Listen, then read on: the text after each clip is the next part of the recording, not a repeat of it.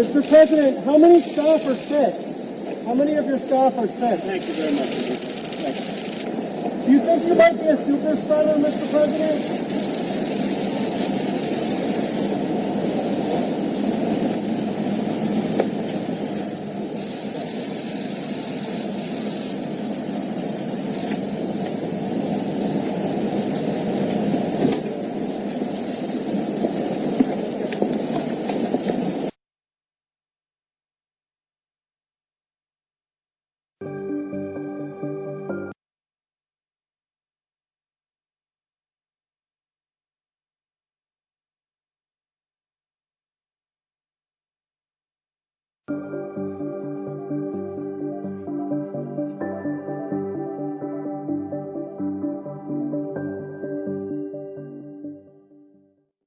The Proud Boys made a cameo at the first presidential debate. Would you like me to condemn Proud Boys and right Proud Boys? Stand back and stand by. But who are they really? The Proud Boys are a group of self-described Western chauvinists who've participated in rallies across the U.S. facing off with left-wing protesters in clashes that have turned violent. Much like the Boogaloo Boys, who've adopted the Hawaiian print and igloo motif, you can sometimes spot Proud Boys wearing their uniform, black polo shirts with yellow stripes on the collar and sleeve. Fred Perry, the company who originally produced the shirts, stopped selling them because of the association. So what then did the president mean by stand back and stand by? That's a matter of interpretation. At least some Proud Boys welcomed the presidential attention, changing their online logos to reflect what could be read as a call to action. But not so, said the White House, noting that the president replied sure at least twice while President Trump returned to the White House last night from Walter Reed Medical Center, and Eamon Javers is standing by with more on his message to America about the coronavirus. Eamon, we heard plenty from the president. Yeah, we absolutely did, Kelly, and it was really striking and dramatic scenes yesterday as we saw the president walking out of Walter Reed under his own power, which was a good sign. The president dressed in a suit and tie, walking to Marine One and taking off for the short flight from Walter Reed down to the White House. Once he arrived at the White House, we saw this dramatic moment where the president actually walked up the steps to the White House balcony and then stood and posed for pictures at the top of the balcony, allowing Americans to see that he's standing on his own 2 feet. He appears to be fine, although doctors say he's not out of the woods just yet. They say he's going to have his 5th dose of remdesivir at the White House today, and he's going to be monitored by White House physicians. They have a top-notch medical team at the White House. All of that will be happening over the next 5 days or so. They say it won't be until Monday that they'll be able to breathe that final sigh of relief, as they call it. So something to watch there. The president recording a short video saying that Americans shouldn't be afraid of the coronavirus, that he has seen it and he understands it and he doesn't want it to dominate Americans' lives. Meanwhile, how is all of this affecting the presidential campaign? Well, we put a poll in the field on Friday night. This was right after the president was admitted to Walter Reed. We started polling Americans in battleground states. This is between October 2nd and October 4th, so a couple days in the wake of the president's hospitalization, to get a sense of how this is all impacting it. Here's the headline number. If you look at the support for the two candidates in these battleground states, 50% Biden, 45% Donald Trump. So that's a substantial lead there for Joe Biden in these battleground states. It's smaller than his lead nationally, which is about 10 points in our polling, 5 points in the battleground states that are going to be the hardest fought. Take a look at serious concerns about COVID. Those are jumping higher, up to 72% now by October 3rd. And you see that spike up since September 3rd. That's an interesting bit of movement there, because it's not what the president necessarily would want ahead of the election. And then in terms of who's taking more appropriate personal precautions, this is overwhelmingly Joe Biden, 75% Biden, 39% Trump. So as you look at this, what you're seeing is a race where Joe Biden is consolidating a lead in the wake of the president's hospitalization and in the wake of that debate last week. We'll see whether there are other events over the next month here that in the final stretch can change the calculus. The president's going to hope that he can do that by displaying strength and recovery from the virus. And then we're going to see that vice presidential debate on Wednesday night. So a lot more still to come. There's still some time here for the president, but the trend line is not where the president's people would like it to be right now. Day 1355 of the Trump administration, 29 days to go until our presidential election, just 2 days until the first and only vice presidential debate. Donald Trump now under treatment for the deadly coronavirus and contagion. Day 1355 of the Trump administration, 29 days to go until our presidential election, just 2 days until the first and only vice presidential debate. Donald Trump now under treatment for the deadly coronavirus and contagious with it. Tonight checked himself out of Walter Reed Hospital. The leader of the nation that leads the world in coronavirus deaths walked out of the brass front doors of Walter Reed for the greatest possible effect. He could not have liked either of the questions yelled at him by a reporter. Mr. President, how many staff are sick? How many of your staff are sick? Thank you very much, everyone. Thank you. Do you think you might be a super spreader, Mr. President?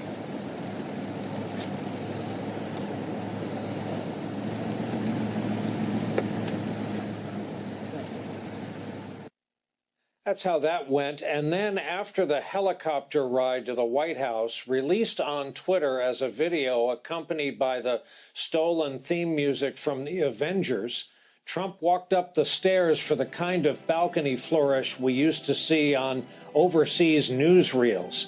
His first act was to remove his mask. He was richly rewarded for the spectacle when Sean Hannity said tonight, took him to comparing him to FDR and Churchill. He went inside only to later return to the doorway to record a campaign video, including a message contrary to the advice of every public health professional. I learned so much about coronavirus, and one thing that's for certain, don't let it dominate you. Don't be afraid of it. You're going to beat it. We have the best medical equipment. We have the best medicines, all developed recently, and you're going to beat it. I didn't feel so good. And 2 days ago, I could have left 2 days ago. 2 days ago, I felt great, like better than I have in a long time. I stood out front. I led. Nobody that's a leader would not do what I did. And I know there's a risk, there's a danger, but that's okay. And now I'm better, and maybe I'm immune. I don't know. But don't let it dominate your lives. The vaccines are coming momentarily. Earlier this afternoon, White House physician Sean Conley, a U.S. Navy commander, was asked why Trump, who was symptomatic for the virus, was leaving Walter Reed after just a few days. Though he may not entirely be out of the woods yet, the team and I agree that all our evaluations, and most importantly, his clinical status, support the president's safe return home. There's nothing that's being done upstairs here that we can't safely conduct down home. We all remain cautiously optimistic and on guard because we're in a bit of uncharted territory. If we can get through to Monday with him remaining the same or improving, better yet, then we will all take that final deep sigh relief. Do you remember when he had his last negative test? I don't want to go backwards. Pneumonia or any inflammation in his lungs at all? So we've done routine standard imaging. I'm just not at liberty to discuss. There are HIPAA rules and regulations that restrict me in sharing certain things. Commander Conley said Trump will continue to receive powerful medications while in the White House, including remdesivir, an experimental antibody cocktail, and a steroid. The president is supposed to quarantine in the residence portion of the White House, and those who come in contact with him are supposed to wear PPE gear. During a town meeting on this network earlier tonight, former Vice President Biden weighed in on Trump's illness and his decision to leave the hospital today. I would hope that the president, having gone through what he went through, and I'm glad he seems to be coming along pretty well, would communicate the right lesson to the American people. Masks matter. When you hear that this president was infected with COVID-19, were you surprised? Quite frankly, I wasn't surprised. Look, anybody who contracts the virus by essentially saying masks don't matter, social distancing doesn't matter, I think is responsible for what happens to them. As we mentioned, the administration is now dealing with something of a cluster of staffers now testing positive, including Press Secretary Kayleigh McEnany, who briefed reporters just yesterday without a mask. 2 of her deputies in the press office also testing positive. At least 11 people tied to the president have contracted the virus in recent days. 3 Republican senators also infected. So is the head of the president's political party and the head of his presidential campaign. Several attended the Rose Garden announcement for Supreme Court nominee Judge Amy Coney Barrett 9 days ago. Wall Street Journal reports Trump decided not to reveal his first positive test result last Thursday as he awaited the results of a second. That would mean he got the initial result before his interview with Sean Hannity when he confirmed senior aide Hope Hicks was indeed positive. She did test positive. I just heard about this. I just went out with a test. I'll see what, because we spent a lot of time, and the First Lady just went out with a test also. So whether we quarantine or whether we have it, I don't know. The Wall Street Journal further reports, quote, as the virus spread among the people closest to him, Mr. Trump also asked one advisor not to disclose results of their own positive test. Don't tell anyone, Mr. Trump said. Today, we also learned the Centers for Disease Control has yet again updated its website to indicate that airborne transmission appears to play a role in the coronavirus spread. One more item here. Politico reports that the Commission on Presidential Debates has agreed that plexiglass can be used to separate Mike Pence and Kamala Harris during Wednesday's vice presidential debate in Salt Lake City. Additionally, side of the helicopter, when you saw it land, the cameras were on the other side. This is him getting off as he walks up those stairs. So, Sanjay, keep going. This is where he has the mask on, right, as he goes passes the press, doesn't take questions, and is going to head up those stairs. Right. So he heads up the stairs, and then when he gets to the top of the stairs is when he takes his mask off. And, if he's going to go inside the residence, I mean, maybe that's where he's going to isolate. I don't know. But at that point, Caitlin was raising this issue. At that point, if anybody comes in contact with him, they need to be in personal protective equipment. I mean, if he was in the hospital still, whenever the doctors went to go see him, they'd be in personal protective equipment. So, you're getting a very different picture here by seeing the president like this. Doctors look at this and they say, well, what's going on inside of him? What's the illness all about? And we know he has an infection with this coronavirus. We know that infection, that coronavirus can be very contagious, which is why people, take great pains to protect themselves in the hospital. But this is obviously sending a very different, takes it off, an incorrect message. And you see him here, he takes it off, and he's getting ready for his pictures. The flags flank him. Right, Caitlin, this is what he did. This is the moment. This is what he produced it for. He wants the image to be, I'm strong. This virus is nothing. His tweet today, feeling better than I did 20 years ago. Don't be afraid of COVID. Don't let it dominate your life. There he is. This is the image he wants. Yeah, and let us remind viewers now that the president is on steroids and a drug that fewer than 10 people outside of clinical trials have gotten inside the United States to deal with coronavirus. He had a level of treatment and a level of care that most Americans would not get. That's understandable. He is the president of the United States. Obviously, everyone expects that. But what the president is portraying by taking his mask off when he gets back to the Truman balcony to give this grand return to the White House is that everything is fine, and as he said, don't let coronavirus control your life. But that is very much still a president who has coronavirus. Despite the lights and the flags and the staged entrance that the president wants to create, he still has coronavirus, and he is only a few days into the diagnosis. And Aaron, today his doctor didn't reveal a lot of information, as he hasn't for the past 2 days, but he did still say that he won't breathe a sigh of relief until Monday. That's a full week from today. And a full week from today, Sanjay, during which he's going to be in the White House, okay? And there are going to be people around him who are, right, he's going to eat. That's the way the whole thing is. He wants this image. And then, by the way, when you said, where is he going from here? This is obviously still what happened a couple moments ago. He then goes back into the residence, Sanjay, and I couldn't see exactly where he went, but he has no mask, right? He's breathing, walking around, leaves or doesn't leave. And there's a whole bunch of people standing there in the space that he just left. This is. I mean, everybody should know by now. He is likely expelling virus into the air. Outside, you could argue, a lot better than inside, although there were some people close to him even outside. But now inside, and it's hard for me to tell from these images, but it looks like there's several people around him.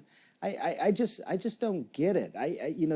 This breaks every protocol, and there's no sort of equivocation here. People know that he has the virus. They know that he could be spreading the virus to other people. I mean, that's a huge concern. And Caitlin raised the point about the medications again. The thing about it is, you say, well, he looks really good. Well, and everyone should be glad that he looks good. But, people do worry with these types of medications, especially the steroids, that it's a false sense of security. It gives people this sort of burst of energy. It makes them feel better, but it may be just masking the problem for a period of time. The virus is still there. The virus may even replicate more easily because the steroids sort of suppress the immune system. Right. So this is a significant concern. Again, the doctors at Walter Reed, they know this. I'm not telling them that anything they don't know. Every doctor knows this, but why this has transpired the way that it has is reckless at this point, Aaron. And again, to your point, right? It masks the underlying symptoms. It doesn't treat the actual virus. And as you point out in the study that was out in the New England Journal of Medicine, right? It has not been proven any benefit, and perhaps the risk of negative impacts on someone who is not on oxygen, right, or intubated. So there is a risk, right, that what he perceives from this is not the reality that it may be. Let me bring in here Dr. Jonathan Reiner, add him to our conversation, director of the Cardiac Cath Lab at George Washington University Hospital. And of course, in the context of what we're looking at this very moment, Dr. Reiner, you advise the White House medical team under President George W. Bush, talking to the public about Dick Cheney and his heart issues as we went through that. Also with me, Dr. Jeremy Faust, emergency physician at Brigham and Women's Hospital. He has been treating and is treating now coronavirus patients, and Abby Phillip, our political correspondent. So let me start with you, Dr. Reiner. What we're seeing here really looks like, it's like something out of North Korea. The dear leader comes out, right, with the magnificent helicopter entrance and up the stairs, and off goes the mask as he pauses, and preens for the shots. Yeah, I was half expecting him to hold up a Bible at the end of that shot.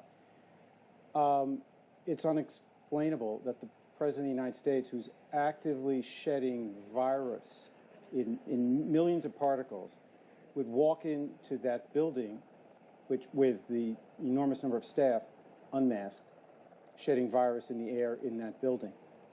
It's really hard to understand how no one told him not to do that.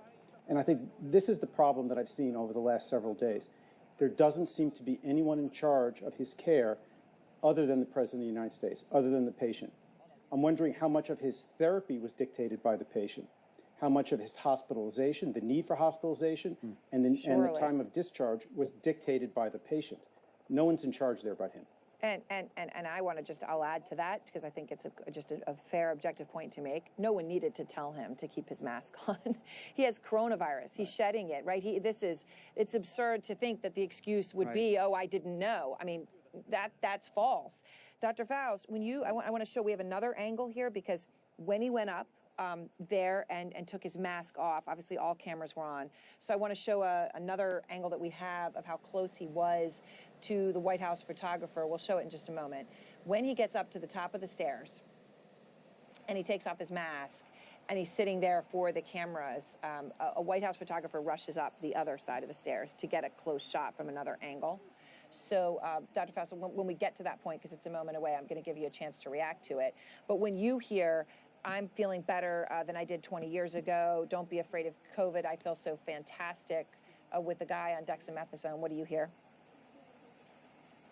Well, I hear a contradiction to what he said last night, which is he said that he finally, after 200,000 deaths or more, that he gets it. But what strikes me today is that he goes home either contagious today or contagious during the debate with Vice President Biden. It's difficult to construct a timeline in which he's contagious at neither of those, at not one or the other. So he's probably putting we know he's putting people at tremendous risk. From the viewpoint of coronavirus, which doesn't have any sentience. But think about it. Started halfway around the world, and today got a ride in the Marine One. from via its host, the President of the United States. It's unbelievably weak, but the coronavirus has really proven resilience, and the President is now going to spread it possibly to other people, including people in these images that we're seeing. The message that he said, don't worry about it, don't let it control your life. This is a tremendous problem. When he first was infected, we had two bad outcomes. Either he had a bad outcome and yet another life was lost, or people looked at him and said, oh, look, it's okay. This thing isn't so bad after all. There are no wins here. We are living a nightmare, and coronavirus is now in the White House. And Sanjay, you know, as he's, you know, you can even see here, right, just he's adjusting his suit, right, to get every picture. There's the shadow, I think. There you go. Okay. So, Sanjay, take a look at this. That's the close-up shot. This photographer who's wearing the mask, which again, I think most people on your program, watching your program, know this.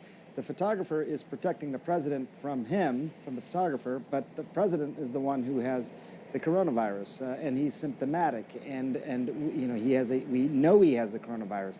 People should be wearing masks regardless, because everyone has to behave like they have the disease. But he is a symptomatic carrier of a potentially deadly disease that is very contagious. So this is just reckless to put people in this sort of situation. And again, we see him walk in a few minutes into the residence. There's other people around. I really don't get this at all. This is, I mean, there is stuff that is just, you know, pretty reckless, but at some point it's becoming absurd. So a person with known contagious deadly disease without a mask on is walking into the residence. Other people are around him. Maybe they're wearing masks to protect him, but he already has the disease. The entire area will need to be disinfected, decontaminated.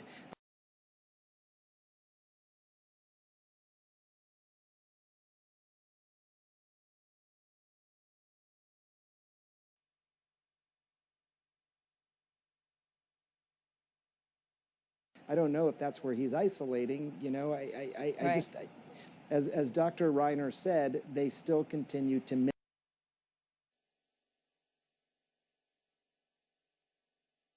If I don't want to make a video like this of myself,